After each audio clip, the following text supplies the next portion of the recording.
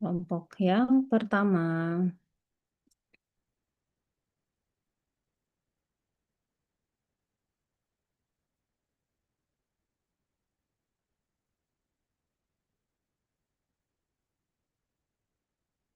Nah, nih kelompok yang pertama. Maaf, Ibu. Ya. Kelompok kami, salah satu kelompok kami masih ada mata Mm-mm. kuliah sebelumnya, Bu. Oh gitu. Iya. Jadi lanjut aja nggak apa-apa ya. Nanti temannya nanti eh, bergabung nanti. Kalau seandainya di bagiannya dia nanti diwakilkan dulu aja sama kawan yang lain. Ayo Baik, silakan. baik, Saya Bu. minta tolong em, Hazimul Fikri. Fikri tolong jadi timekeepernya ya. Satu kelompok 7 menit, Fik. Baik, Bu. Oke.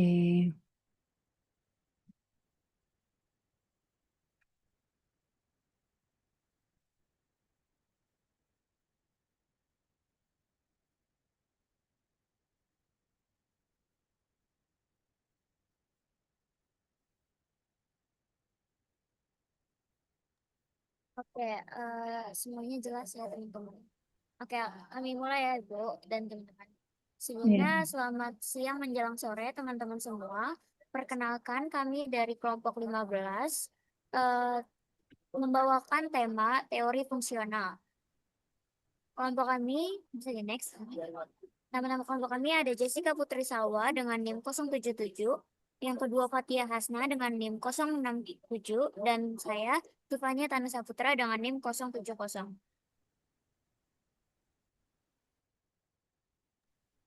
Oke, jadi yang pertama, pencetus teori di sini, teori klasik fungsionalisme sendiri itu dicetuskan oleh Emil Durkheim. Nah, Durkheim di sini membuat teori ini berdasarkan dari dua ahli sosiologi sebelumnya, yaitu Comte dan Spencer. Di sini dia memunculkan gagasan mengenai realitas objektif atau fakta sosial, yang merupakan suatu realitas yang berada di luar diri individu menjadi sebab dari suatu tindakan atau perubahan yang terjadi. Nah, yang kedua ada Talcott Parson. Parson di sini merupakan tokoh fungsionalisme struktural terbesar hingga saat ini, dan dia ini berhasil mengembangkan teori fungsionalisme dengan skema IGIL, yakni adaptation, goal attainment, integration, dan latency, baik dari sisi positif maupun negatif yang ditimbulkan. Nah, definisi dari teori fungsionalisme sendiri merupakan teori yang memandang masyarakat sebagai suatu sistem dan masing-masing mempunyai fungsinya sendiri guna menjaga keseimbangan sosial atau equilibrium. Nah, teori fungsionalisme sendiri merupakan salah satu paradigma utama dalam sosiologi klasik yang menekankan pentingnya keteraturan sosial dan stabilitas masyarakat. Nah, jadi asumsi dasar dari teori ini yang pertama, masyarakat adalah sistem yang saling membutuhkan atau terintegrasi. Kemudian yang kedua, setiap institusi memiliki peran fungsinya masing-masing.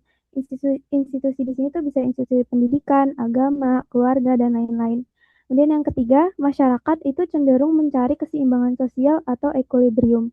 Dan yang terakhir, perubahan sosial itu terjadi secara adaptif dan bertahap. Selanjutnya ada konsep utama dari Emil Durkheim dan Talcott Person. Yang pertama ada konsep dari Durkheim dulu. Yang pertama itu ada social fact atau fakta sosial, di mana cara kita bertindak atau berpikir dan juga merasakan hal yang merasa berbeda di luar individu atau eksternal. Contohnya itu bisa kayak hukum, bahasa, dan juga norma agama. Yang kedua ada solidaritas sosial, di mana perekat masyarakat yang dijadiin dua, yaitu solidaritas mekanik, mekanik, yaitu ikatan emosionalnya yang kuat, karena semua orang bisa ngelakuin pekerjaan yang mirip, tapi juga memiliki kesadaran dan kolektif yang sama. Nah, ini tuh terjadi biasanya pada masyarakat yang tradisional. Yang kedua ada solidaritas organik, di mana ikatan muncul karena adanya pembagian kerja.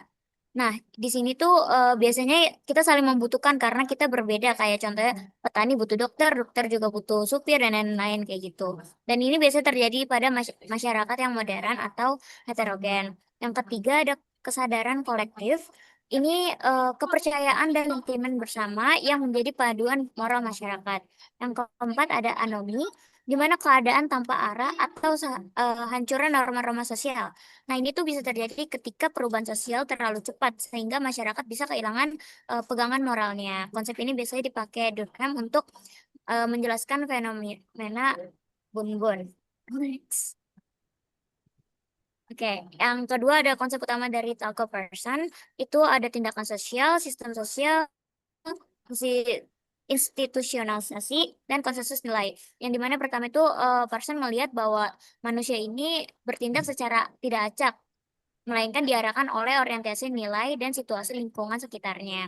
Yang kedua, di mana tempat para aktor berinteraksi. Nah, sistem ini tuh terdiri dari kayak sub-sub sistem yang saling menopang. Yang ketiga ada proses di mana nilai-nilai abstrak di dalam masyarakat itu diserap dan juga diwujudkan ke dalam lembaga yang resmi. Contohnya kayak sekolah, itu bisa melembagakan nilai kejujuran dan juga kerja keras. Yang terakhir ada fondasi utama biar bagi tegaknya sistem, di mana semua anggota masyarakat ini memiliki eh, nilai yang sama atau sepakat gitu dalam konflik yang bisa direndam. Yang next, kita lanjut ke prinsip teorinya dari Emil Durkheim dulu. Yang pertama ada eksternalisasi dan pemaksaan, di mana fakta sosial itu kayak harus diperlakukan seperti barang atau benda. Artinya tuh sosiolog harus melihat norma dan hukum sebagai sesuatu yang nyata secara objektif yang mengendalikan perilaku manusia dari luar, bukan dari dalam psikologi individunya. Yang kedua, prinsip evolusi solidaritas, bagaimana masyarakat secara alami itu mengalami bergerak atau berevaluasi dari solidaritas mekanik yang tradisional menuju solidaritas organik yang modern. Yang ketiga ada prinsip kebutuhan moral atau fungsi positif, di mana ini setiap elemen masyarakat kayak termasuk agama itu atau bahkan kejahatan dalam batas tertentu itu eksis karena memiliki fungsi positif untuk merawat moralitas bersama dan memperkuat integrasi sosial. Yang kedua, bisa next, ada prinsip teori dari Tucker Parson, itu prinsip sibernetik atau hierarki kendali, di mana nilai budaya kayak nilai norma, nilai-nilai itu tuh berada di puncak yang mengendalikan sistem sosial. Lalu sistem sosial itu mengendalikan tindakan individu. Yang kedua ada prinsip keseimbangan, di mana sosial memiliki kecenderungan untuk eh, mempertahankan diri dan dari ketidakstabilannya. Yang ketiga ada fungsi mutlak atau skema agil, di mana sebuah sistem sosial itu hanya bisa bertahan jika mematuhi prinsip empat dasar secara simultan, yaitu kayak ekonomi, politik, hukum, dan juga pendidikan atau keluarga. Nah, kalau salah satunya itu gagal, sistem bisa hancur dan mengalami disfungsi yang serius.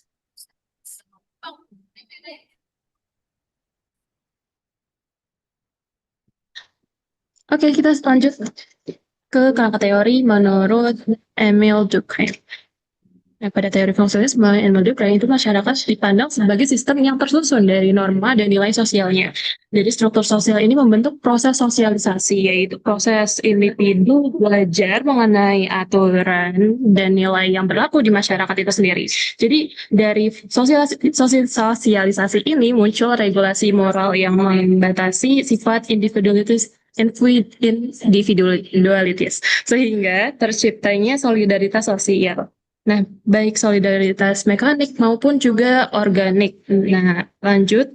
Namun, jika regulasi sosial ini gagal, maka masyarakat ini dapat mengalami anomi yang tadi sudah dijelaskan, yaitu kondisi kehilangan norma yang memicu penyimpangan sosial. Jadi menurut Durkheim, stabilitas masyarakat ini sangat bergantung pada 3 poin. Yang pertama ada integrasi sosial, norma, dan juga solidaritas. Boleh dilanjut? Oke, saya potong dulu sebentar ya. Waktunya ternyata sudah habis 7 menit. Rekan-rekan, saya tuh mata saya tuh lagi sakit. Kayaknya ada sesuatu yang masuk kan, jadi nusuk gitu loh. Nah, kayaknya saya nggak bisa deh lihat laptop lama-lama. Jadi kita selesaikan kelompok yang ini dulu ya. Kayaknya di kuliah yang selanjutnya aja atau bagaimana ya, ada saran nggak dari kalian?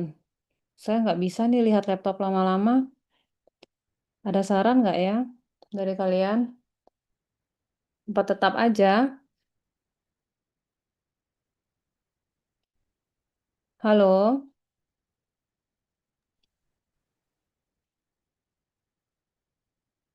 Halo? Kalau di record gitu mungkin bisa nggak? Di record? Nggak apa-apa sih, atau gimana ya? Atau saya hanya mendengarkan dulu ya sekarang. Kayaknya tadi siang sih sakit aja, tapi sekarang kayaknya udah ganggu banget ini. Jadi saya tetap mendengarkan dulu aja ya. Jadi diskusinya kita lanjut di minggu depan, tapi kita tuntaskan dulu aja yang presentasi. Nggak apa-apa, seperti itu saja. Halo? Ya, bagaimana? Tolong berikan Maaf masukan. Bu, boleh diulang tadi sempat terputus. Eh, Mata saya sekarang sakit, jadi saya nggak bisa lihat laptop lama-lama. Saya pikir tadi saya tetap bisa ngajar, taunya makin perih mata saya lihat laptop. Nah, jadi saya tidak bisa nih untuk kasih pembahasan di kelas sekarang. Kalian maunya gimana? Apakah kelasnya kita selesaikan di satu kelompok ini saja, terus kita lanjut di minggu depan, atau tetap aja dulu 5 kelompok ini tanpa respon dulu dari saya. Jadi hanya paparan dulu aja, diskusinya minggu depan. Boleh pilih. Mungkin saya izin berpendapat Bu, mungkin biarkan 5 kelompok ini mepresentasikan dulu. Hmm. Diskusinya bisa di minggu depan. Nah ya, kalau begitu kayak gitu aja ya. Saya tetap mendengarkan dulu ya. Jadi ini tadi udah 7 menit nih, karena tadi ada 5 kelompok ya. Ya udah diselesaikan aja di kelompok yang ini, terus dijadikan 10 menit aja ya, maksimal satu setiap kelompok. Oke ya. Baik Bu. Ya udah yuk silakan lanjut, Tia. Baik, teman-teman, aku izin melanjutkan. Hmm. Jadi, slide kedua dari kerangka teori, kita masuk ke dalam teori Talcott Persons. Jadi, menurut Talcott Persons, masyarakat ini adalah sebuah sistem sosial yang terdiri dari berbagai institusi, bukan institusi yang legal aja, tapi seperti keluarga, pendidikan, agama, dan juga politik. Setiap institusi itu memiliki fungsinya masing-masing tertentu yang mendukung kestabilan masyarakat. Jadi institusi sosial akhirnya menghasilkan fungsi-fungsi positif yang membentuk kesepakatan nilai atau value consensus ada di dalam slide dalam masyarakatnya. Untuk menjaga keseimbangan sosial, person ini memperkenalkan konsep agile atau adaptation, goal attainment, integration, dan latency. Adaptation itu kemampuan sistem untuk menyesuaikan diri dengan lingkungan dan juga mengelola sumber daya yang ada. Attainment itu kemampuan sistem menentukan tujuan dan mengarahkan sumber daya untuk mencapainya. Selanjutnya ada integration, kemampuan sistem menjaga koordinasi, dan latensi itu kemampuan sistem mempertahankan nilai, norma, dan juga motivasi agar sistem tersebut bisa berjangka panjang seperti itu. Nah, keempat fungsi tersebut itu dianggap sebagai syarat utama agar masyarakat dapat berjalan secara stabil dan juga mempertahankan keberlangsungan sosial. Jadi Persut juga melihat masyarakat seperti tubuh manusia yang memiliki fungsi di tiap bagian-bagiannya untuk kestabilan sistem itu sendiri. Boleh di next? Oke, yang terakhir ada kritik teori fungsionalisme. Jadi meskipun berpengaruh besar dan sosiologi, teori fungsionalisme itu juga punya beberapa kritik. Teori ini itu dianggap terlalu menekan dominasi struktur sosial sehingga individu itu terlihat pasif.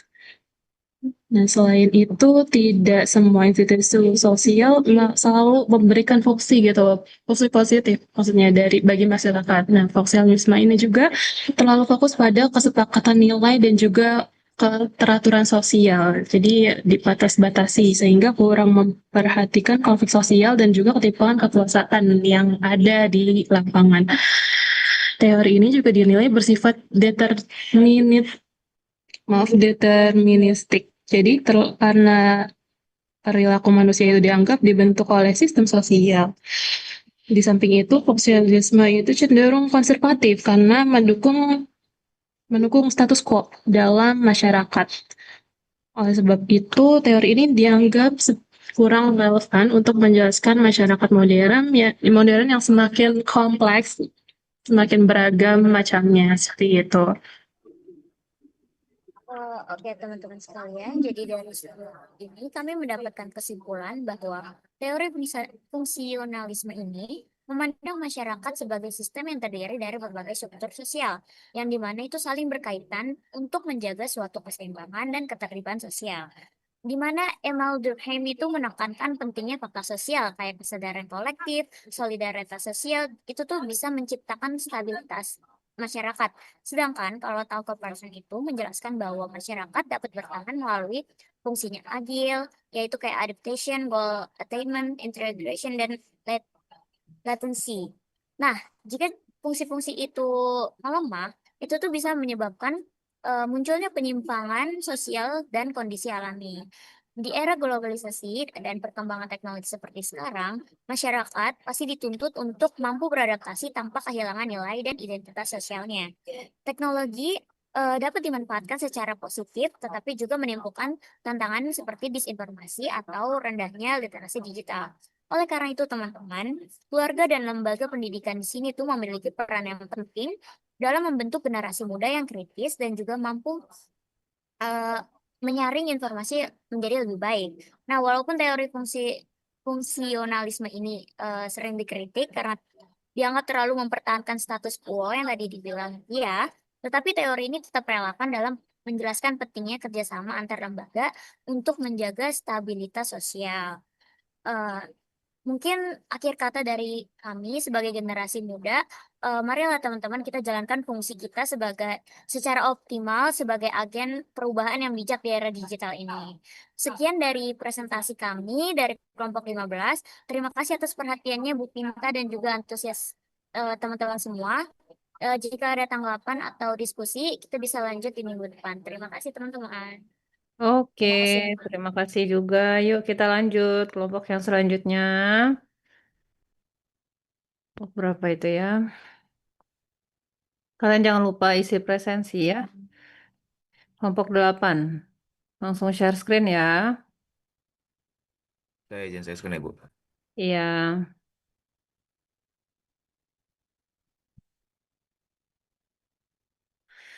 Setelah itu 13, 14, dan 4. Siap-siap.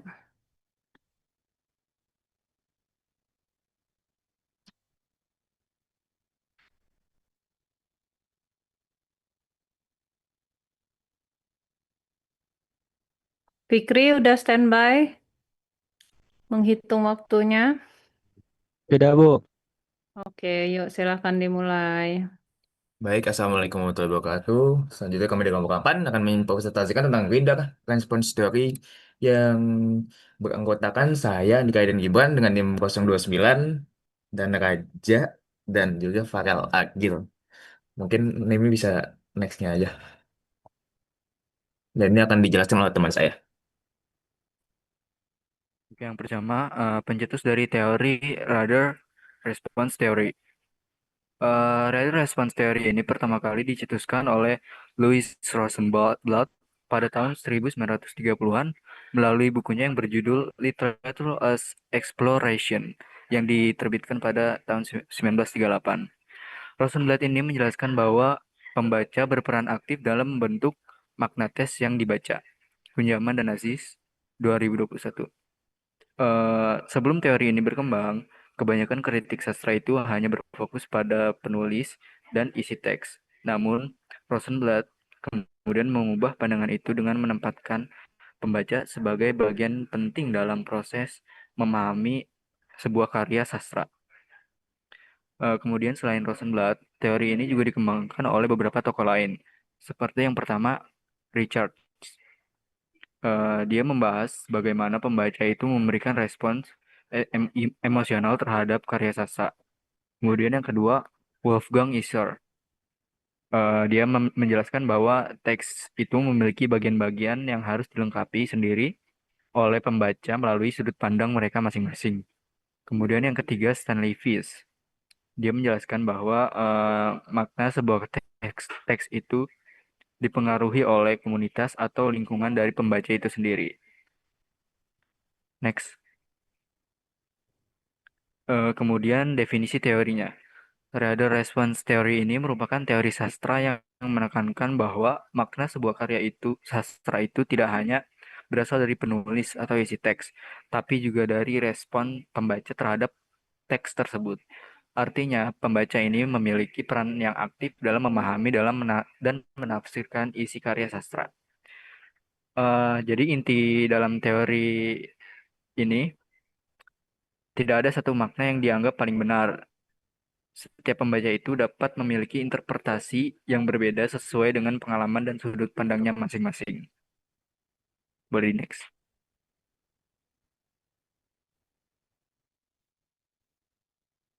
Selanjutnya adalah asumsi dasar teori. Jadi asumsi pertama itu makna itu bisa saja bersifat subjektif. Jadi artinya setiap pembaca bisa memiliki interpretasi yang sangat berbeda terhadap teks tergantung pengalaman, emosi, budaya, dan latar belakang mereka. Jadi lalu asumsi kedua itu pembaca bersifat aktif.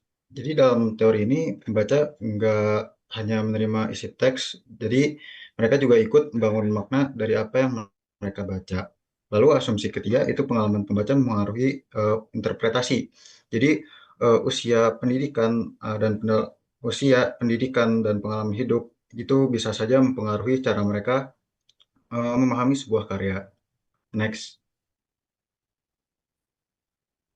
Lalu sini ada konsep utama.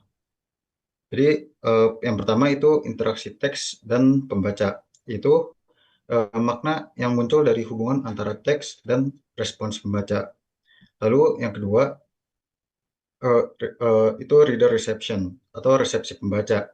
Jadi fokusnya itu pada bagaimana pembaca memberikan tanggapan secara emosional maupun intelektual terhadap suatu karya. Lalu yang ketiga itu multiple interpretation. Itu satu karya bisa saja memiliki banyak interpretasi yang berbeda dan tetap valid selama didukung sama isi teks. Next. Oke, di sini saya akan bahas tentang model kerangka yang saya ambil dari teori Richard Reid. Nah, dia tuh membagi dan jadi 5 kategori. Yang pertama itu tekstual, yang dimana eh, itu tuh fokus kepada struktur, genre, teknik narasi, dan gaya bahasa penulis. Pembaca jadi seperti suatu detektif yang mencari pola dalam suatu tulisan. Jadi tuh pembaca tuh menganalisa tulisan yang dibuat oleh si penulis. Kayak misalnya saya contohin tuh, misal buku buku dari Atomic Habits, kan biar dari pengalaman pribadi saya itu kalau kita kita membaca buku tersebut itu tuh pasti dia karya dari James Clear yang menyediakan grafik, lalu dia menyediakan suatu kesimpulan di akhir bab juga. Itu merupakan salah satu menganalisa gaya penulis tersebut. Lalu yang kedua ada eksperimental, yang mana kita penulis itu pembaca menyambungin cerita sama kehidupan pribadi, memori, dan perasaan pembaca, yang bikin buku kerasa tuh lebih personal dan lebih relate lah bahasanya. Jadi tuh misalnya eksperimen pengalaman kita tuh dalam tuh kan, misal tadi saya baca buku Atomic Habits, dan misalnya tuh saya ingin menghilangkan eh, kebiasaan buruk saya. Lalu saya baca buku tersebut dan ada kalimat yang relate, misalnya tentang kebiasaan buruk dalam menggigit kuku. Jadi kita menghubungkan tersebut dengan teori yang udah dibuat dalam em, buku tersebut. Jadi itu maksudnya dari eksperimental. Dan nantinya di mana psikologikal, di mana membedah mental dan emosi karakter pakai kacamata psikologi seperti super ego atau motif tersembunyi. Jadi respon psikologis dari ini yang membedah mental dan emosi karakter. Gak condong itu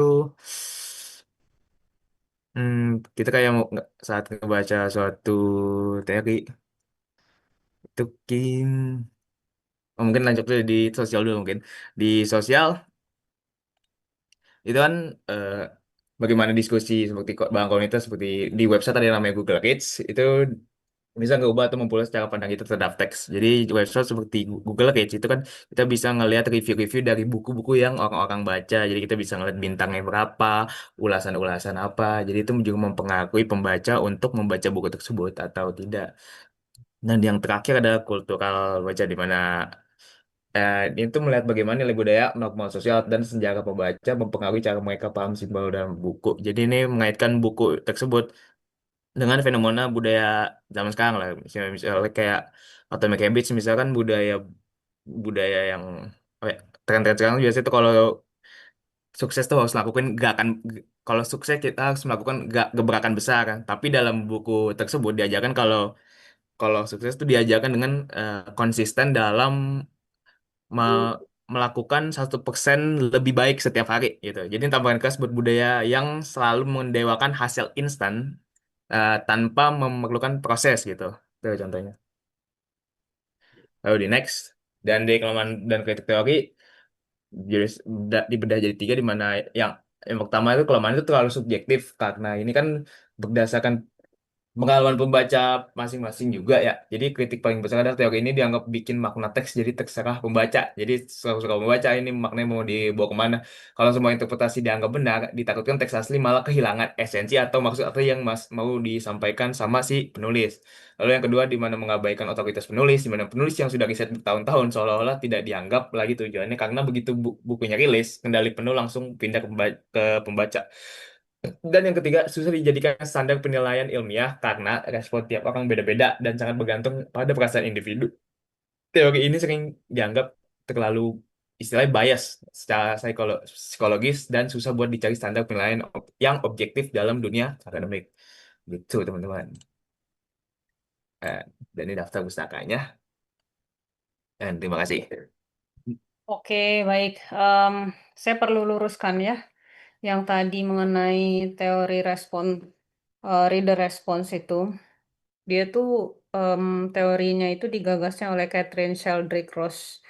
Dia dari media studies. Terus habis itu em, bagi asumsi teori itu ya, membaca teks literatur itu punya dimensi yang penting untuk dipahami. Nah, kalau seandainya yang kita tarik lagi tuh situasi ketika memahami teks atau literatur itu ada beberapa 4 dimensi. Ini ada nggak tadi disampaikan di kelompok ini? Ada ekspresif, ada pragmatik, ada nggak tadi disampaikan? Belum sih, Bu. Tolong dilengkapi ya. Terus habis itu asumsi-asumsinya itu juga ada ya penekanannya bahwa pembaca yang aktif itu dibedakan secara teoritis. Terus habis itu juga ada asumsi-asumsi yang secara lisan dan dia juga membahas tentang pengetahuan juga ya. Itu juga perlu dibahas karena di kelompok yang ini tadi belum ada membahas mengenai itu. Nah, terus habis itu reader response itu juga sebetulnya dia melihat bagaimana berubahnya si power pembaca yang dia itu mulai berpikir dari pemikiran-pemikirannya gitu ya setelah dia membaca, kemudian eh, em, dia mempunyai literasi yang cukup gitu nantinya di muaranya terakhirnya seperti itu gitu ya. Nah, sedangkan tadi ada teori fungsional yang disampaikan oleh kelompoknya Tifanya ya. Anya ya, Anya. Iya, benar Ibu. Nah ya, kalau em, sederhananya teori fungsional itu sebetulnya itu tuh ada kesan yang seperti em, diskriminatif gitu ya. Kalau fungsional itu misalnya ada yang stimulus, misalnya kalau anak-anak gitu kan, ada lihat orang tuanya pakai baju bagus, si anak udah ketakutan, ditinggal gitu. Itu salah satu ya. Terus habis itu em, terus ya inilah yang berhubungan dengan kepercayaan, aksi gitu ya. Itu juga dalam fungsional itu juga. Nah, terus habis itu kalau hal-hal lainnya teori fungsional itu juga yang berhubungan dengan misalnya nih kayak kalian contoh mau pinjam buku di perpustakaan. Terus habis itu ditanyain dulu kan, udah berapa buku yang dipinjam, udah berapa buku yang dikembalikan, gitu. Nah, itu tuh termasuk ke dalam diskriminatif kontrol. Jadi si pegawai perpusnya menanyakan kepada kalian, gitu kan, berapa buku sudah dikembalikan belum, bagaimana fisik bukunya, gitu ya. Terus habis itu buku yang lalu itu harus dikembalikan dulu. Nah, itu termasuk ke dalam diskriminatif. Itu dia mulai bertanya di situ itu masuk ke sana. Nah, hubungan fungsional itu tuh jadi dia terdapat kontrol oleh si orang yang menerimanya dari kalian gitu sebagai orang yang akan meminjamnya. Tapi kalau yang mudah sekali itu yang anak-anak ya, anak-anak kalau lihat orang tuanya, ibunya atau ayahnya udah berpakaian rapi, itu udah ketakutan untuk ditinggal. Itu termasuk ke dalam kepercayaan atau belief yang dimiliki oleh anak. Gitu. Yuk, lanjut dulu. Kelompok 13, silahkan share screen langsung. Baik, saya izin share screen ya, Bu. Iya, yang tadi dua kelompok sebelumnya nanti ditambahkan ya apa yang saya sampaikan. Terus habis itu saling share ke kawan-kawan kelasnya PowerPoint-nya itu tadi. Baik, Bu. Baik, Bu. Terima kasih. Iya, yuk Zafira. Baik, apakah sudah terlihat, Bu, screen-nya? Udah, ini juga dikenal sebagai interaksionisme simbolik ya. Baik ya, Bu. Hmm. Saya izin buka ya, Bu. Ya. Assalamualaikum warahmatullahi wabarakatuh. Selamat sore teman-teman dan juga Bu Vinta. Izinkan kami kelompok 13 untuk memaparkan materi terkait teori interaksi simbolik. Sebelumnya, izinkan saya memperkenalkan anggota dari kelompok kami. Yang pertama itu ada Sharon Amalia Putri, lalu ada Tasya Nabila Dinata, dan saya sendiri Zafira Juliana. Selanjutnya, penjelasan mengenai pencetus teori interaksi simbolik akan dijelaskan oleh rekan saya. Baik, di sini kelompok kami bahas tentang teori interaksi simbolik yang dicetuskan oleh George Herbert Mead. Dan inti dari teori ini adalah manusia itu biasanya nggak langsung bertindak begitu aja, tapi mereka memahami dulu makna dari situasi yang dihadapi. Dan makna itu muncul dari interaksi sosial, misalnya lewat komunikasi, bahasa, simbol, gesture. Jadi, cara seseorang berpikir dan bertindak itu biasanya banyak dipengaruhi oleh lingkungan sosialnya. Dan menurut Mead, identitas diri seseorang juga terbentuk dari interaksi dengan orang lain. Jadi, cara kita melihat diri sendiri biasanya dipengaruhi dari bagaimana orang lain melihat dan memperlakukan kita. Nah, dalam teori interaksi simbolik ini ada 3 konsep utama, yaitu mind, self, dan society. Mind itu kemampuan seseorang memahami dan memberi makna pada simbol saat berinteraksi. Dan self itu cara seseorang melihat dirinya sendiri dari interaksi dengan orang lain. Nah, society itu adalah lingkungan sosial tempat individu berinteraksi dan membentuk makna bersama. Teori ini juga menekankan kalau simbol itu punya peran penting dalam komunikasi. Simbol nggak cuma berupa kata-kata, tapi juga bisa lewat ekspresi wajah, bahasa tubuh, gestur, atau bahkan cara seseorang merespon sesuatu. Contohnya bisa dilihat di media sosial kayak Instagram atau TikTok. Misalnya penggunaan emoji, stiker, atau cara ngetik chat, kadang itu punya makna tertentu dan bisa dipahami berbeda-beda oleh tiap orang. Jadi teori interaksi simbolik ini masih relevan banget buat memahami komunikasi di era digital sekarang. Next. Lalu selanjutnya di sini ada definisi teori. Teori interaksi simbolik ini menjelaskan bahwa manusia berkomunikasi dan berhubungan dengan orang lain melalui simbol seperti bahasa, ekspresi, dan tindakan yang memiliki arti tertentu. Boleh di next.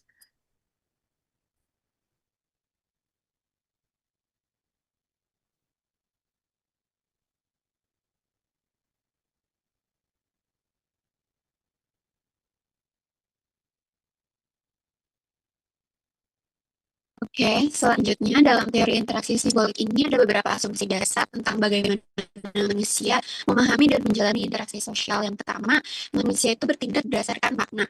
Jadi, seseorang nggak langsung bereaksi begitu aja, tapi mereka akan memahami dulu situasi atau simbol yang diterima. Misalnya, saat dosen bicara dengan nada tinggi, ada beberapa mahasiswa yang langsung menganggap dosen itu marah atau bad mood. Nah, suasana jadi kerasa tegang. Kedua, makna muncul dari interaksi sosial, artinya manusia belajar memahami simbol, bahasa, atau gestur dari komunikasi sehari-hari. Contohnya, penggunaan emoji jempol yang biasanya dipahami sebagai tanda setuju atau untuk mendukung. Ketiga, makna bisa berubah lewat proses interpretasi. Jadi, makna suatu simbol itu nggak selalu tetap, tapi bisa berubah-ubah sesuai situasi dan perkembangan zaman. Contohnya kayak kata viral yang dulu identik dengan penyakit atau sekarang lebih sering dipakai untuk sesuatu yang ramai atau populer di media sosial. Jadi intinya teori interaksi simbolik ini ngejelasin kalau manusia itu selalu memberi makna terhadap sesuatu lewat interaksi sosial. Next.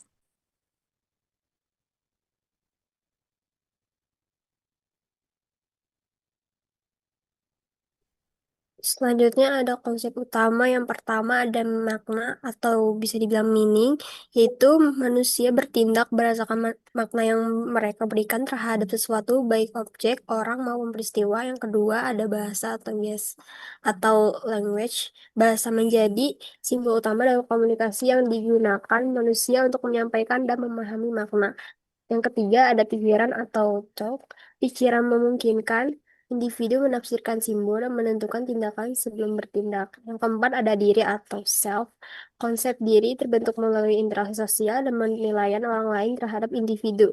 Lalu yang terakhir ada interaksi sosial. Hubungan antar individu menjadi proses utama terbentuknya makna dan perilaku sosial.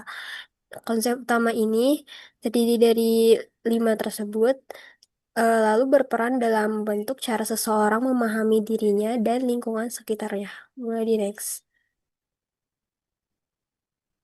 Dan selanjutnya ada prinsip teori.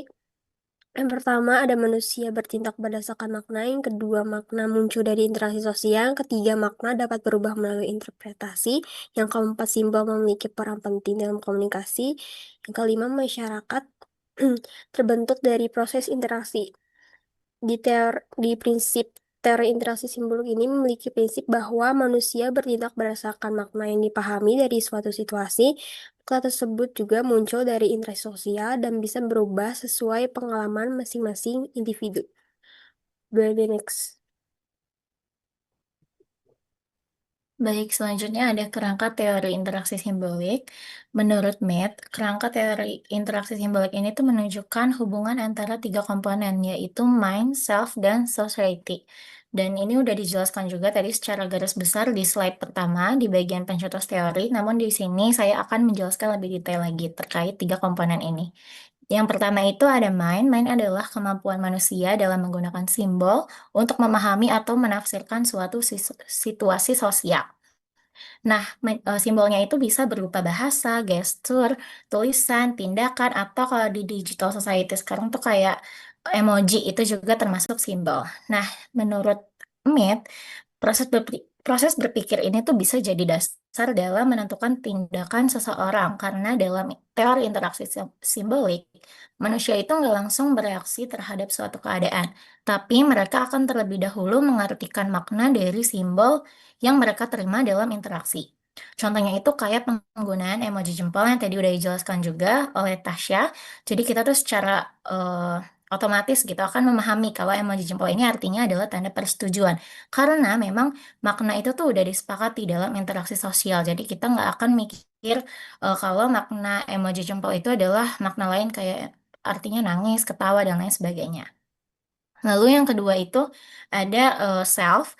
Mead berpendapat bahwa self ini tuh terbentuk karena individu bisa melihat dirinya dari sudut pandang orang lain, sehingga terbentuklah yang namanya kesadaran diri. Dalam konsep self, terdapat 2 unsur yaitu I dan me. I itu adalah sisi asli dari si individu, jadi kayak sisi spontan individu gitu. Sedangkan me itu adalah sisi diri yang udah dipengaruhi sama norma dan juga penilaian sosial.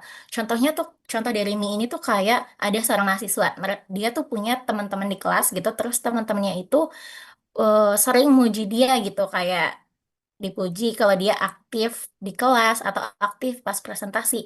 Nah, mahasiswa ini akan secara otomatis tuh mulai melihat dirinya sebagai pribadi yang percaya diri dan juga aktif di kelas gitu, sesuai sama penilaian dari teman-temannya itu. Jadi kayak termotivasi atau ada sugestinya gitu. Nah, kemudian yang ketiga ada society atau masyarakat. Dalam masyarakat, individu ini tuh saling menggunakan simbol dan membentuk makna secara bersamaan, sehingga terciptalah norma, budaya, dan aturan sosial. Contoh yang relevan sama digital society saat ini tuh kayak tren-tren di media sosial, seperti yang udah jelasin sama Tasya tadi. Jadi itu awalnya kayak berasal dari satu orang doang, terus banyak yang ngikutin, dan akhirnya jadilah tren di media sosial. Nah, hubungan dari tiga komponen ini tuh berawal dari main dulu tahapannya. Main ini akan membantu individu dalam memahami simbol dan makna dalam interaksi sosial. Kemudian dari interaksi tersebut terbentuklah self atau konsep diri seseorang. Selanjutnya, kumpulan dari interaksi antar individu ini akan membentuk society atau kehidupan sosial dalam masyarakat. Lalu selanjutnya ada kelemahan dan kritik dari teori interaksi simbolik. Yang pertama itu adalah terlalu fokus pada individu. Jadi teori ini tuh lebih banyak membahas hubungan antar individu di kehidupan sehari-hari. Jadi teori ini tuh dianggap masih kurang mampu dalam menjelaskan masalah sosial yang skalanya tuh besar kayak konflik kemiskinan, konflik kasta atau ketimpangan sosial. Terus yang kedua bersifat subjektif.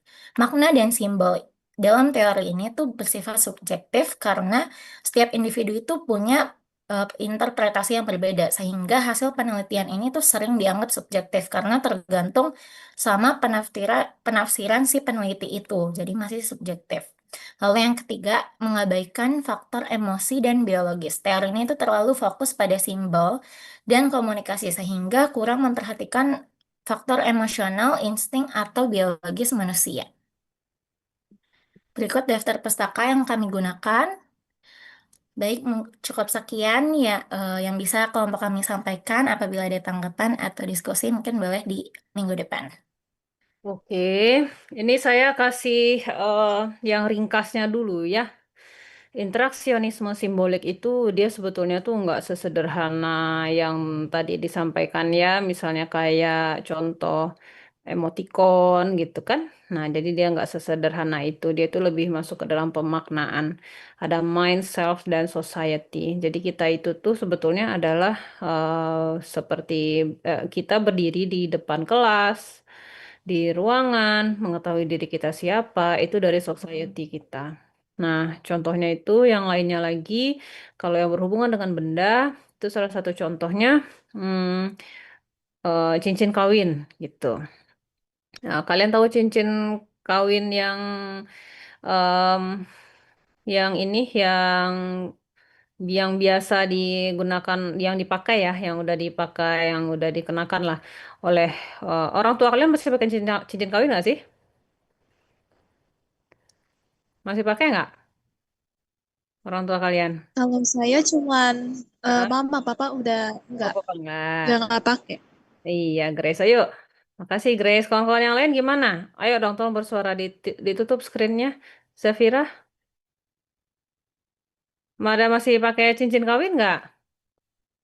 Saya mau kasih contoh. Orang tua saya masih bu. Masih, Alhamdulillah. Zafira masih. Ayo, kawan-kawan yang lain gimana? Masih. Ini Alza masih. Terus siapa lagi? Ayo, ayo.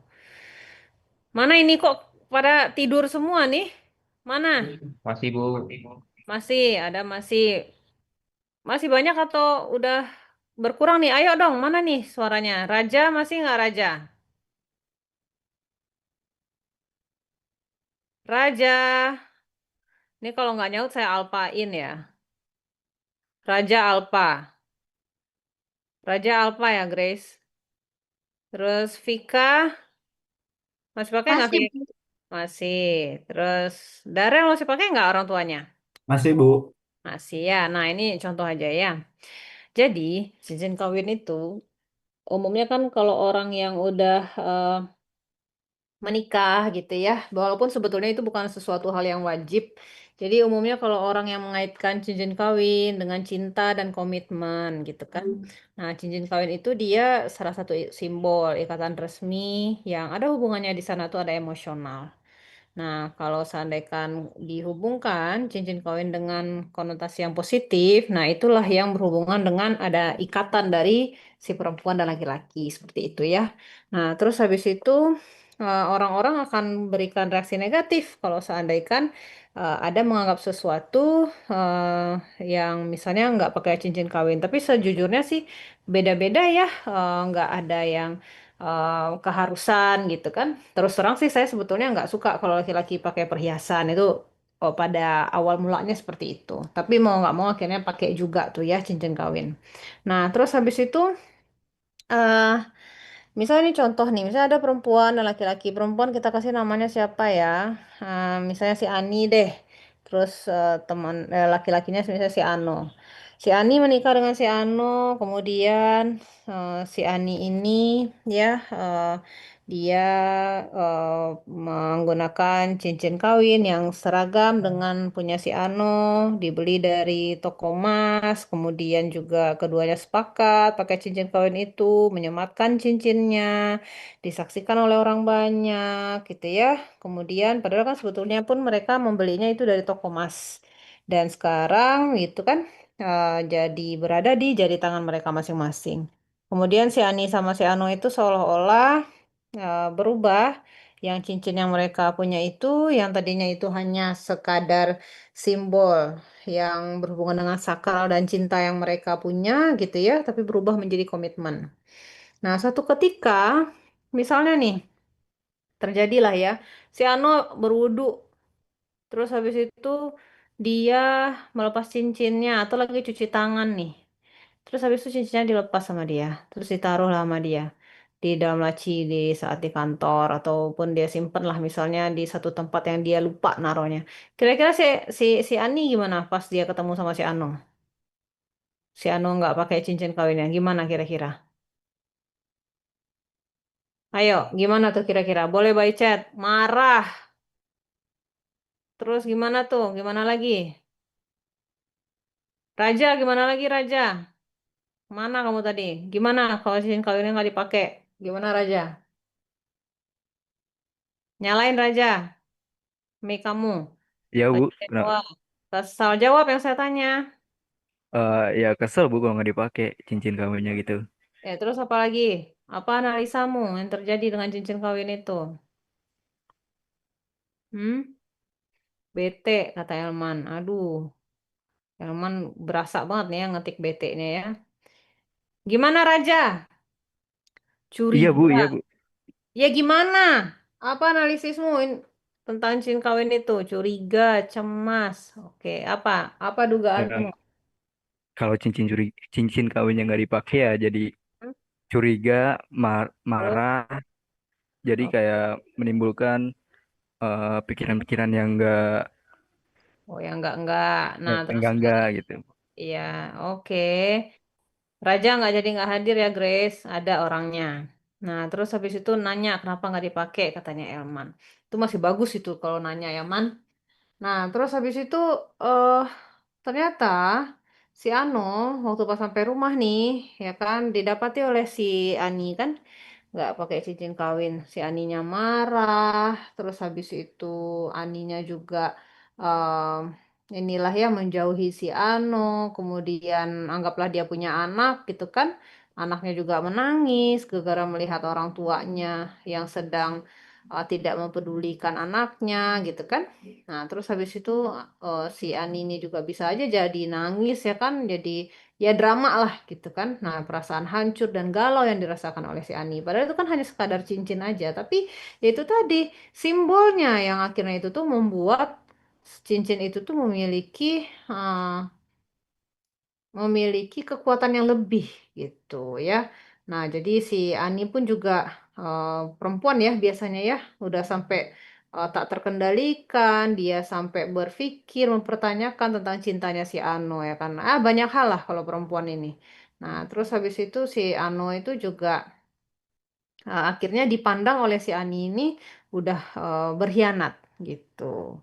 Ya, kalau Elmon ini masih bener ini, dia masih nanya nggak dipakai kenapa. Nah, dari kasus itu kan kita bisa lihat kan bahwa kehadiran si Ano yang nggak pakai cincin di jari tangannya itu udah bisa meluluhlantahkan gimana perasaan si Ani itu ya. Jadi dia dipandang sebagai yang berkhianat gitu kan ataupun kehadiran si Ano itu dipandang sebagai orang yang nggak hadir gitu di sana karena nggak ada kedekatan apa keikatan emosionalnya tuh tidak ada di situ karena itu hanya sekadar cincin. Nah itu ya itu yang misalkan itulah replika cincin kawin yang sama halnya dimiliki makna oleh sepasang suami istri seperti itu. Oke, yuk lanjut lagi. 14 dan 4. Yuk 14, kelompok 14. Silakan share screen. Baik Ibu, sebentar ya. Iya, langsung 10 menit ya. Fikri sudah standby? Sudah, Bu. Oke. Aman. Mm-mm. Nanti dikumpulkan linknya ya, terus habis itu di-share di grup. Absen jangan lupa 4 menit lagi itu saya bikin delete. Silakan dimulai 436 selesai. Baik. Assalamualaikum warahmatullahi wabarakatuh. Selamat sore teman-teman dan selamat sore Ibu Vinta. Izinkan kelompok kami, yaitu kelompok 14, akan mempresentasikan mengenai teori pertukaran. Sebelum memulai, sebelum memasuki materi, izinkan saya memperkenalkan diri dan memperkenalkan anggota kelompok saya terlebih dahulu. Perkenalkan, nama saya Kalista Aurelia Ferry Kusuma dengan NIM 008. Lalu ada teman saya Zahra Hilma dengan NIM 006 dan juga ada teman saya Davia Kaila dengan NIM 017. Baik, apa sih itu definisi dari teori pertukaran? Jadi, teori pertukaran sosial ini adalah teori yang menjelaskan bahwa hubungan sosial itu bisa terjadi karena adanya suatu proses pertukaran antara seseorang maupun suatu kelompok. Akan tetapi, biasanya dalam hubungan tersebut, tiap orang tuh bakal mempertimbangkan keuntungan atau reward dan kerugian atau cost yang diperoleh dari interaksi yang sedang dilakukan. Nah, teori ini juga menganggap bahwa setiap orang tuh punya kepentingan pribadi ataupun self-interest dalam menjalin hubungan sosial. Nah, selanjutnya ada pencetus dari teori pertukaran. Yang pertama itu ada John Thibault dan Harold Kelly tahun 1959. Di mana menurut mereka ini fokus membahas tentang hubungan antar individu tuh, misalnya hubungan pertemanan dan juga percintaan. Nah, menurut mereka ini seseorang tuh bakal mempertahankan suatu hubungan kalau hubungan itu tuh dianggap memberikan mereka keuntungan, kenyamanan dan juga kepuasan gitu. Nah, tapi kalau hubungannya itu malah memberikan mereka lebih banyak kerugian, maka hubungan tersebut tuh bisa renggang atau bahkan bisa berakhir gitu. Nah, jadi mereka itu melihat hubungan sosial itu seperti proses tukar untung antar individu. Nah, yang kedua itu ada George C. Homans tahun 1961, di mana dia itu menjelaskan kalau perilaku manusia itu biasanya dipengaruhi oleh reward dan juga punishment. Nah, yang artinya orang tuh cenderung mengulangi tindakan yang sama untuk apa ya memperoleh keuntungan atau apresiasi atau reward gitu. Nah, sebaliknya kalau mereka malah mendapatkan punishment dari apa yang sudah mereka lakukan, orang tersebut tuh akan cenderung untuk menghindarinya.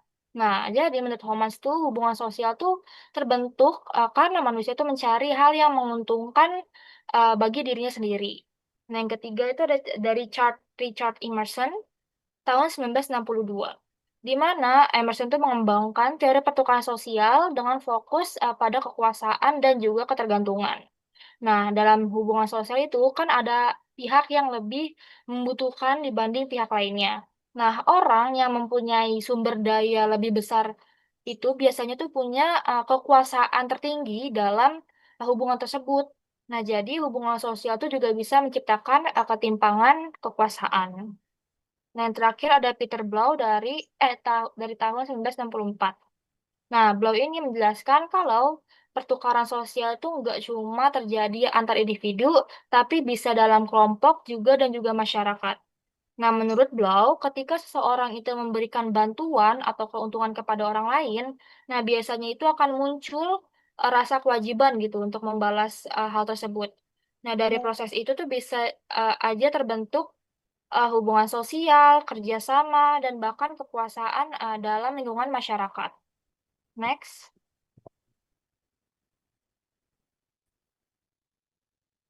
Selanjutnya ada asumsi dasar dari teori pertukaran itu sendiri. Yang pertama, manusia ini mempertimbangkan untung dan rugi dalam suatu hubungan. Jadi, saat menjalin hubungan dengan orang lain, manusia tuh biasanya memikirkan apakah hubungannya itu tuh membawa manfaat atau justru malah membuat lelah dan merugikan gitu. Contoh misalnya, seseorang itu tetap bisa ikut organisasi kampus karena mereka tuh ngerasa mendapatkan teman baru, dapat benefit, dapat pengalaman, dan dapat ilmu baru juga. Nah, yang kedua, manusia ingin mendapatkan penghargaan atau perhatian. Di sini, setiap orang tuh pasti senang jika yang namanya itu dihargai, didukung, maupun diperhatikan, atau dianggap penting oleh orang lain. Contohnya, misalnya mahasiswa gitu ngerasa senang ketika hasil presentasinya gitu dipuji oleh dosen ataupun diapresiasi sama teman-teman sekelasnya. Yang ketiga, hubungan sosial tuh harus saling timbal balik. Nah, suatu hubungan tuh biasanya berjalan baik jika kedua pihak itu sama-sama saling membantu dan peduli. Contohnya misalnya ya, dalam pertemanan dua orang, itu tuh saling mendengarkan cerita ataupun saling membantu saat salah satunya tuh sedang kesulitan gitu. Selanjutnya, manusia itu cenderung menjauh dari hubungan yang merugikan. Nah, jika suatu hubungan tuh terlalu sering membuat kecewa atau merasa dimanfaatkan, seseorang tuh biasanya akan mulai menjaga jarak gitu. Misalnya, seseorang tuh lebih milih menjauh dari teman yang hanya datang saat ingin apa ya, biasanya tuh kalau misalkan ada tugas mereka datang tapi giliran kalau lagi kumpul-kumpul mereka tuh nggak pernah ikut kayak gitu. Dan yang terakhir, manusia tuh ingin memperoleh penerimaan sosial. Dalam kehidupan sosial tuh seseorang tuh berusaha mendapatkan kepercayaan, penghargaan, dan penerimaan dari lingkungan sekitarnya seperti status, persetujuan sosial, dan kekuasaan. Misalnya ada orang yang berusaha bersikap aktif gitu di kelas biar agar mudah diterima oleh teman-teman yang lainnya gitu.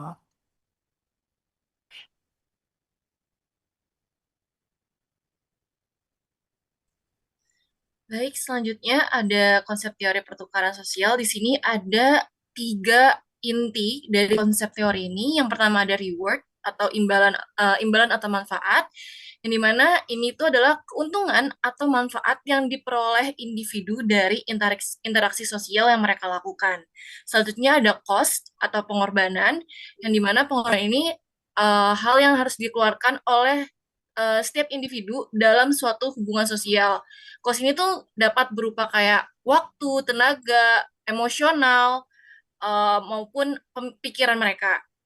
Selanjutnya ada profit atau outcome, yaitu keuntungan atau hasil gitu. Merupakan hasil akhir dari proses evaluasi antara reward dan cost dalam hubungan sosial. Nah, konsep ini menjelaskan kalau misalkan apakah suatu hubungan itu dianggap menguntungkan atau tidak oleh seorang individu gitu. Nah, menurut George Homans ini perilaku sosial itu merupakan pertukaran aktivitas nyata maupun tidak nyata yang emang melibatkan sedikitnya dua orang dan didasarkan pada perhitungan untung rugi sosialnya. Next. Yang selanjutnya ada prinsip teori. Di sini ada 4. Yang pertama itu ada manfaat dan biaya. Jadi setiap hubungan itu kan memiliki manfaat dan juga pengorbanannya. Nah, manfaat ini tuh seperti yang sudah disebutkan bisa berupa kayak dukungan atau perhatian atau keuntungan lainnya. Sedangkan biaya bisa berupa waktu, tenaga, dan lainnya. Nah, seseorang itu biasanya akan mempertahankan hubungan jika manfaat yang diperoleh itu lebih besar daripada pengorbanan yang mereka keluarkan. Selanjutnya ada perhitungan rasional, yang dimana teori ini tuh menganggap kalau misalkan manusia itu berpikir rasional saat mengambil keputusan dalam hubungan sosial. Jadi sebelum mereka bertindak dalam suatu hubungan, individu tuh akan mempertimbangkan dulu untung dan ruginya terlebih dahulu. Karena itu manusia cenderung memilih hubungan atau tindakan yang dianggap paling menguntungkan bagi diri mereka.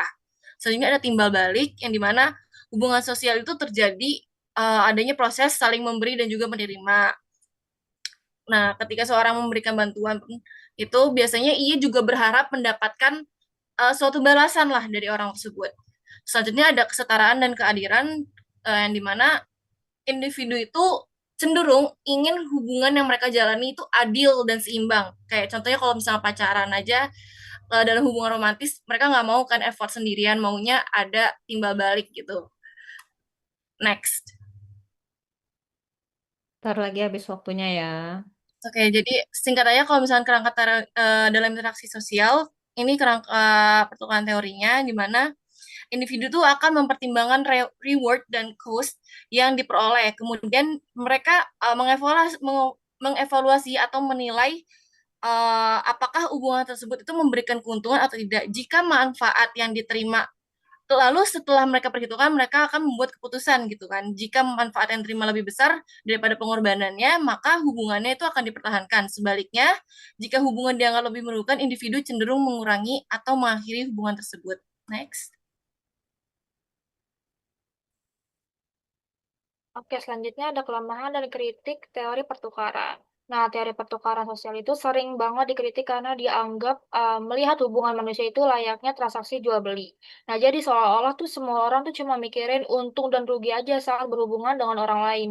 Kan padahal di kehidupan nyata Kak, nggak banyak banyak orang yang nolong orang lain gitu dengan tulus tanpa ekspektasi balasan apapun. Nah, karena itu teori ini tuh dianggap kurang memperhatikan ada rasa empati, emosi, dan juga nilai moral dalam hubungan sosial. Next.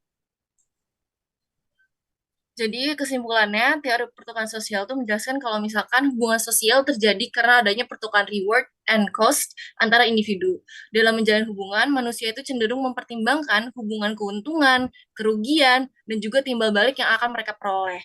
Oleh karena itu, hubungan sosial itu biasanya akan dipertahankan apabila dianggap memberikan manfaat yang lebih besar dibandingkan pengorbanannya. Sekian dari kelompok kami. Kalau misalkan ada yang ditanggapi, bisa Bu Vinta mungkin bisa menanggapi. Kurang lebihnya mohon maaf. Assalamualaikum warahmatullahi wabarakatuh. Oke, Waalaikumsalam. Ini George Homans nggak sih yang kalian ambil? Kan ya? Paling banyak dari George Homans sih, Bu. Oke. Ya, itulah yang utama ya. Jadi dia pencetusnya, kemudian nanti lengkapi lagi kalau ada yang kurang. Itu Homans itu dia bilang ya, eh, jadi kalau seandainya yang berhubungan dengan penghargaan diberikan antara satu dengan lainnya dipandang bernilai. Jadi kalau orang yang udah dipuji, udah dikasih penghargaan, dia lebih mungkin menimbulkan saya sikap atau perilaku dia yang diinginkan daripada penghargaan itu nggak ada bernilai gitu kan. Jadi ibaratnya kalau seandainya orang yang diberikan semangat terus dipuji, dia akan bersikap menjadi lebih baik lagi, jadi dia terpicu. Jadi, jadi yang disampaikan oleh Homan itu dia sama dengan menyampaikan kalau konsep yang berhubungan dengan ganjaran dan hukuman gitu. Jadi Homan itu juga dia bahasnya lagi dia penghargaan itu sebagai tindakan dengan nilai-nilai yang positif. Dan kalau seandainya ada meningkatnya penghargaan dari orang, penghargaan itu banyak banyak cara ya. Ada yang misalnya kalau di dunia kerja ada yang ya pokoknya good job lah, itu ya seminimal-minimalnya atau misalnya ada insentif gitu kan. Nah, itu lebih mungkin untuk menimbulkan perilaku yang diinginkan. Kalau seandainya hukuman, nah itu beda cerita lagi tuh. Itu tindakan yang nilainya negatif. Jadi misalnya ada peningkatan dalam memberikan hukuman, itu orang biasanya menjadi semakin berperilaku yang tidak diinginkan gitu. Cuman kalau misalnya si orang itu adalah orang yang pembelajar ya pasti dia tidak seperti itu ya. Tapi yang di dalam dicetuskan oleh Homans itu seperti itulah yang dibahas dalam teori ini. Hukuman itu dia juga eh, membuat orang yang mengubah perilakunya. Eh, jadi dia bisa juga bereaksi dengan cara yang tidak dihendaki dari hukuman itu. Dia banyak cara lah. Manusia itu juga nanti berhubungan juga ya sama interaksionisme simbolik. Dia saling berkaitan itu. Oke, yuk kelompok terakhir. Satu lagi. Silahkan. Kelompok 4 ya. Di close ya. Ini kelompoknya siapa itu tadi tuh?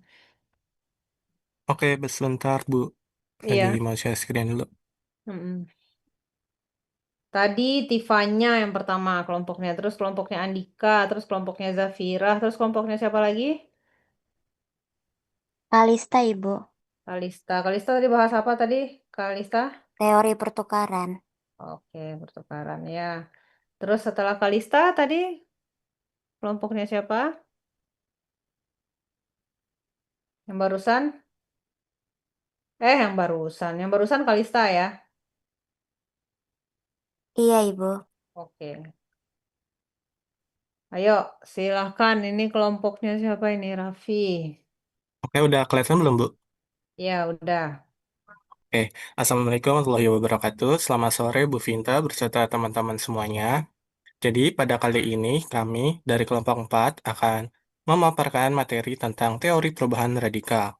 Sebelum kami masuk ke materinya, biarkanlah kami memperkenalkan diri terlebih dahulu. Yang pertama ada saya sendiri, Raffi Rizky Permadi dengan NIM 013. Yang kedua ada Muhammad Alfat Jihad dengan NIM 034. Dan yang ketiga ada M. Darel Galvin Algifari dengan NIM 021.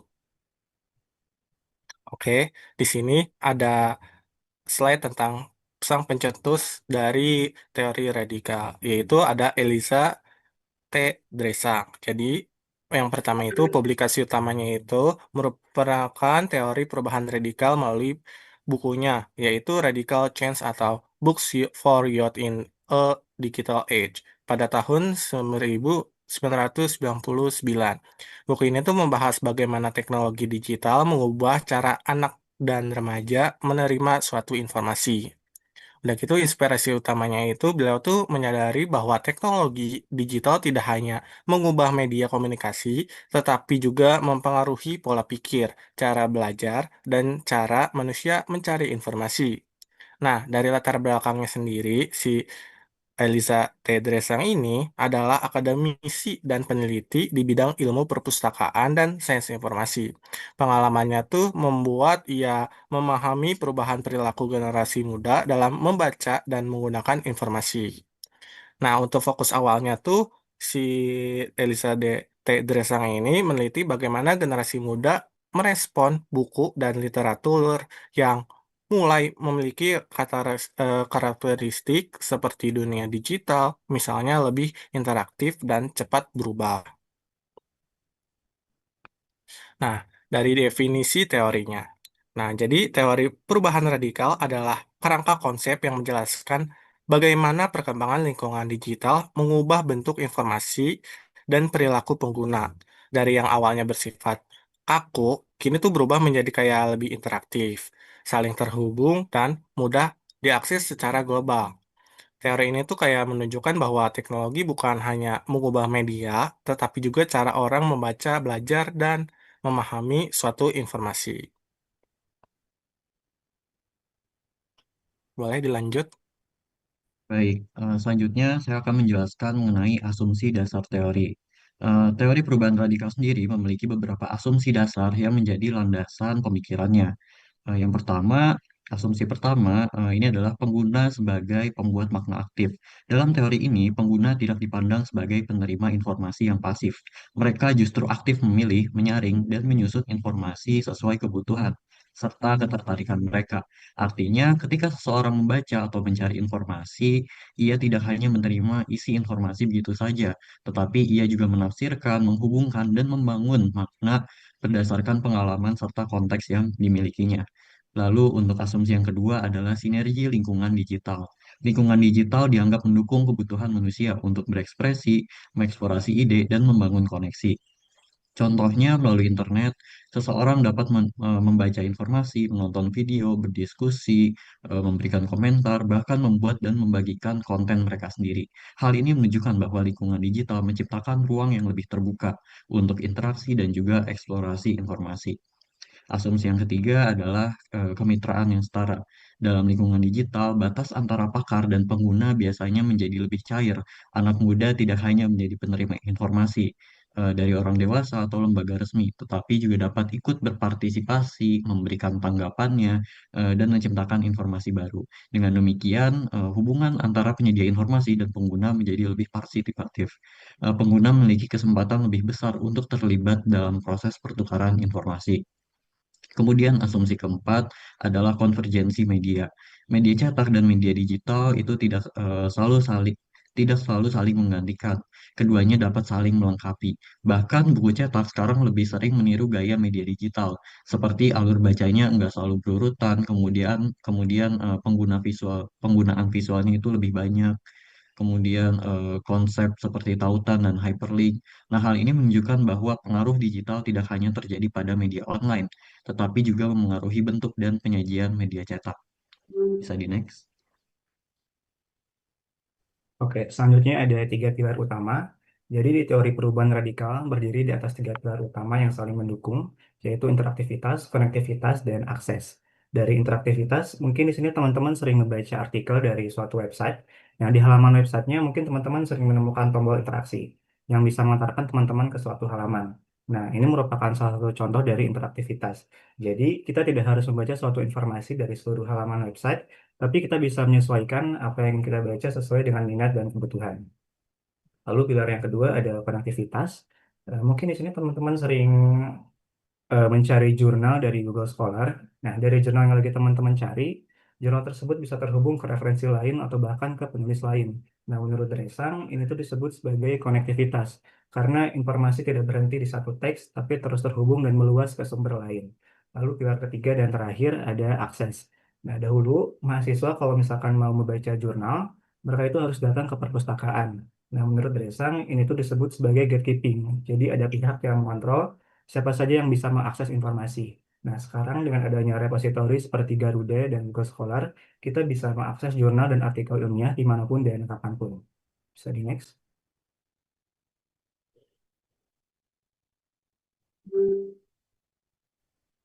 Baik, selanjutnya adalah tipologi perubahan sebagai kerangka teori.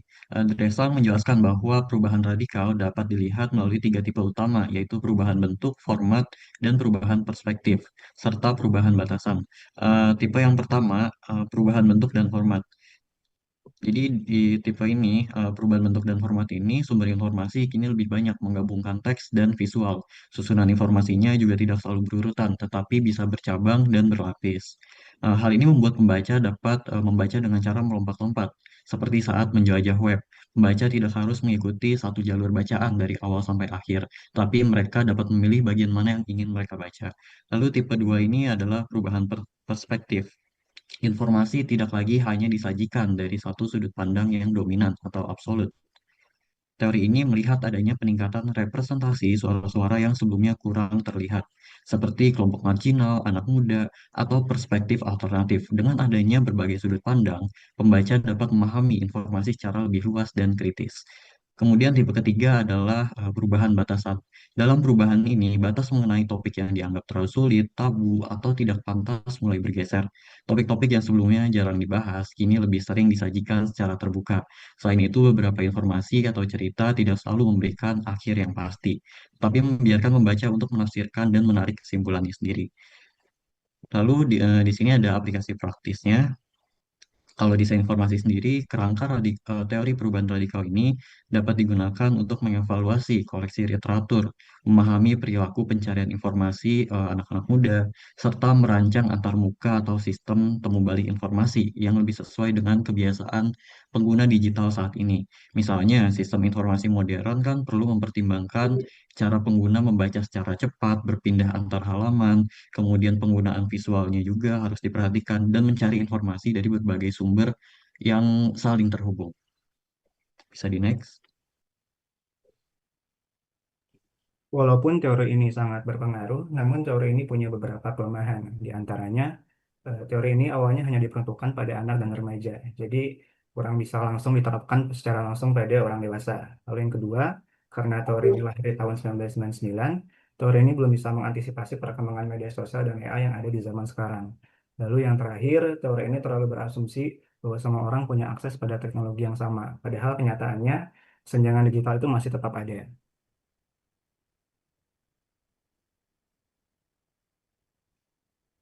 Mungkin sekian presentasi dari kelompok kami. Mohon maaf jika ada kekurangan. Wassalamualaikum warahmatullahi wabarakatuh. Waalaikumsalam warahmatullahi wabarakatuh. Ini saya mau lihat slide yang pertamanya lagi.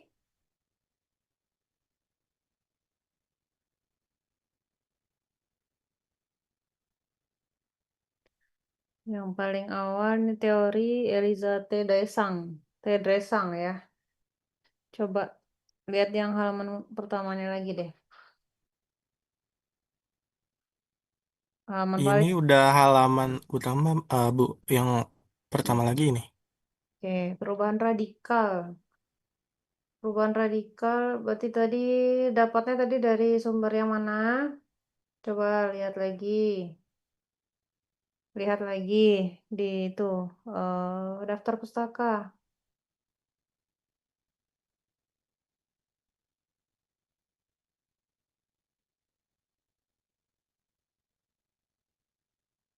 Oke.